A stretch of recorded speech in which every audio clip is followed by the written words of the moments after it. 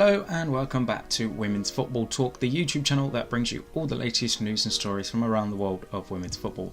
Now before we get into this week's recap, make sure you smash that subscribe button and turn on the post notification bell so you never miss a video of ours, and that you're following us on Twitter and on Instagram for all the latest news and stories from around the world of women's football as and when they happen.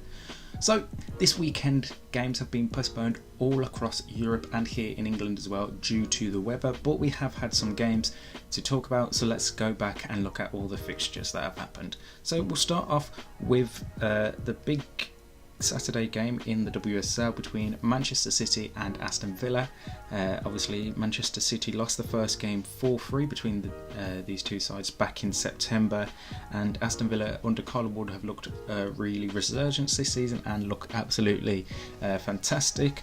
In this game though, it was a fairly even side. I think Manchester City were probably slightly the poorer of the two sides, weren't able to take their chances, and Aston Villa, credit to Carla Ward's side, absolutely fantastic throughout the whole 90 minutes. Very unlucky not to walk away with the victory as well. I think if you look at the performances of Lucy Staniforth and Kenza Darley alone, they would easily have been able to put in man of the match performances themselves. Obviously Kenza Darley went on to win player of the match, but yeah, fantastic performance from Aston Villa, and you can just see that they're going from strength to strength under Carla Ward.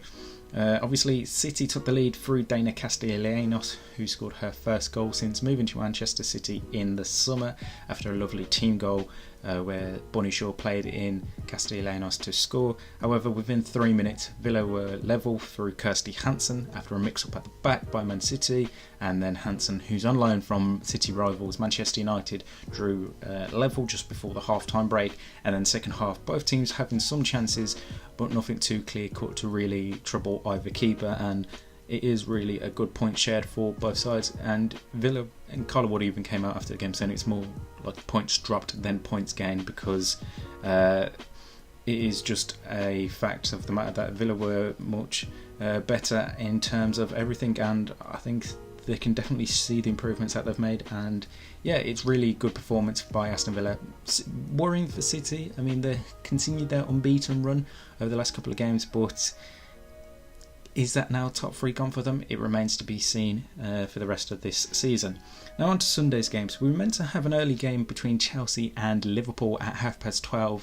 There was pitch inspection at 9:30 and it was given the go-ahead. However, after just 6 minutes into the game, it was postponed by the referee due to player health and safety and the fact that the pitch was still frozen, so the game was called off really sillily late. The WSL did put out a statement afterwards saying that they apologise for it being suspended. However, they did work hard with the clubs and the match officials to play the game safely. However, shortly after kick-off, the referee made the decision to abandon the match in order to protect the safety of players, which is paramount.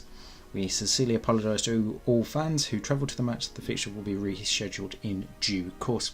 So yeah, a lot of farce came out of that game being postponed so late on, and annoyance in terms of the fact that, like, if you look at it, Liverpool have had to travel all the way down from the north early in the morning, and yeah, it's just not something you want to be seen happening to any game getting postponed. And obviously a lot of calls were calling for undersoil heating and other stuff so these games don't get postponed in the future, but a lot of farcical regarding that game, and let's hope it doesn't happen in the future.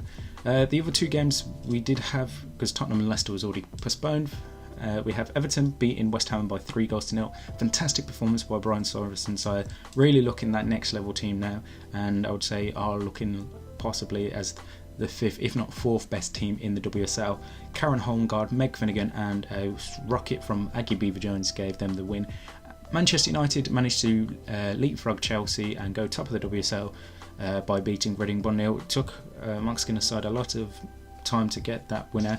Katie Zillman had a chance in the first half, but her penalty was saved by Jackie Burns, who put in a fantastic performance in what was Kelly Chambers' 150th game in charge, and then Rachel Williams spoilt the party 3 minutes from time, scoring the winner. So Manchester United go on top of the WSL. We was meant to have a late game between Brighton and Arsenal, but that also got called off due to a frozen pitch. So let's have a look at round the European leagues at the games that did go ahead this past weekend. And over in France on Friday, it was an entertaining draw between PSG and Fleury, who the game finished 4-4 between the two sides. Really frustrating for PSG, who despite Kadayedatu Diani scoring a hat-trick, weren't able to pick up the victory in that one. So that's really frustrating times for them, and what makes it even more annoying is that Lyon were able to beat Montpellier by 2-0 with Eugenie Le Sommer and Sarah Debretz scoring the goals. There, Stade Rennes managed to beat Bordeaux by 6-1, and Dijon beat Guingamp by 1-0 in that one, and Paris FC beat Le Havre 3-1, while the other game in that league, Rodez versus Soyo Charente, was postponed due to the weather. So Lyon now leapfrog PSG and go top of the league. Over in Italy this past weekend, and Roma continued to dominate at the top of the league with a 3-2 victory over Parma. It wasn't clean sailing for Roma though.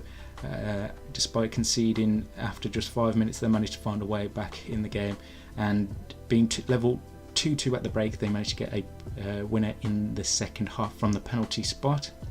So they continue their good form. Juventus beat Pomigliano by 2-1. Fiorentina beat Sassuolo by 1-0. And AC Milan beat Sampdoria by 3-0. And Inter Milan and Como finished 1 apiece. And finally, in the Frauen Eredivisie, which came back this weekend, again a lot of the games were succumbed to the weather, so we just had the 2 games in the end. Ajax beating Den Haag by 3-2, and Telstar beating Excelsior by 2-1.